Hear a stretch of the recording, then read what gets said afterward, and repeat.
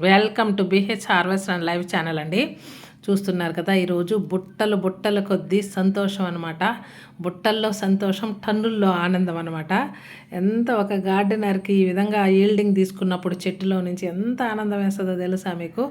ఈరోజు ఈ విధంగా ఫ్రూనింగ్ చేసేసామన్నమాట. ఈరోజు వర్షం ఎడతెరపు లేకుండా వస్తుంది కదా, ఇట్లాంటప్పుడు ఫ్రూనింగ్ చేస్తే బాగుంటుందని చెప్పి ఫ్రూనింగ్ అయితే చేసాము. అందులో భాగంగానే ఈ కాయలన్నీ కోయాల్సి వచ్చింది. ఈ నక్షత్ర పండ్లు చూస్తుంటారు కదా ఎంత అద్భుతంగా ఉన్నాయో.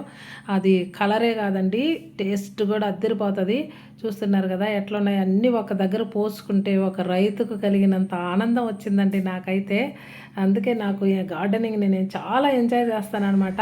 అసలు ఎంత సైజు వచ్చాయో చూడండి. నేను ఇచ్చిన ఎరువులు ఏముంది, కిచెన్ వేస్ట్ మాత్రమే.